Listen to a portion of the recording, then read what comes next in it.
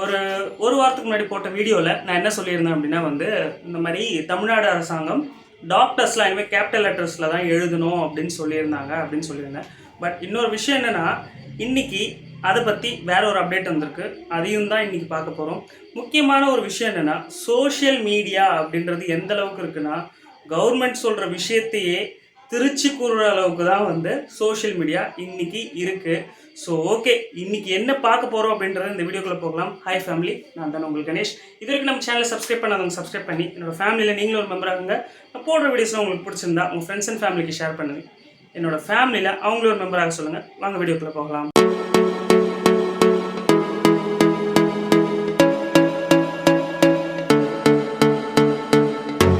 நான் சொல்லியிருந்தேன் இல்லையா, இந்த மாதிரி மருத்துவர்கள் ப்ரைவேட் ஹாஸ்பிட்டலாக இருந்தாலும் சரி, கவர்மெண்ட் ஹாஸ்பிட்டலாக இருந்தாலும் சரி, இனிமேல் மருந்து சீட்டில் கேபிட்டல் லெட்டரில் தான் எழுதணும் அப்படின்ட்டு. ஆக்சுவலி அது மருத்துவ கவுன்சிலில் என்ன பண்ணியிருக்காங்கன்னா, காலேஜில் ஸ்டூடெண்ட்ஸ்க்கு அந்த மாதிரி சொல்லியிருக்காங்க.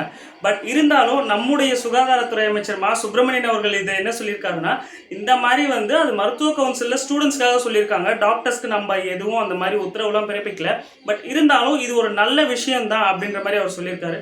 பட் நல்லது தான். ஏன்னா புரிகிற மாதிரி எழுதணும் அப்படின்றது ரொம்ப ரொம்ப ஒரு நல்ல விஷயம். ஸோ புரிகிற மாதிரியே எழுதி வாங்கிக்கலாம் இல்லையா. பட் நான் சொன்னதும் ஒரு விதத்தில் என்ன சொல்லியிருக்கேன் அப்படின்னா, புரிகிற மாதிரி எழுதலை அப்படின்னா, டாக்டர் எனக்கு கொஞ்சம் புரிகிற மாதிரி எழுதி கொடுங்க அப்படின்னா, எந்த டாக்டராக இருந்தாலும் புரிகிற மாதிரி தான் எழுதி கொடுப்பாங்க. புரியாத மாதிரிலாம் எழுதி கொடுக்க மாட்டாங்க. இது ஒரு நல்ல விஷயம், நல்ல ஒரு முன்னெடுப்பு தான்.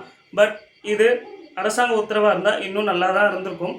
எனிவே, இது ஒரு அப்டேட். நம்ம சேனலில் எப்பயுமே ஒரு விஷயம் சொல்லிவிட்டு அது வேறு ஏதாவது அந்த விஷயத்துக்கு அப்டேட்டு ஏதாவது வந்ததுன்னா கண்டிப்பாக சொல்லுவேன். ஏன்னா உண்மையை மட்டும்தான் சொல்லுவேன். நம்மளுக்கு வியூவர்ஸ் வேணும், என்ன சொல்கிறது, அதுக்கப்புறம் நிறையா லைக்ஸ் வேணும் அப்படின்ட்டு இந்த நெகட்டிவிட்டி அந்த மாதிரிலாம் எதுவும் சொல்கிறது கிடையாது. அது இப்போ இல்லை, எப்போவுமே உண்மை தான் முக்கியம். ஓகேங்களா.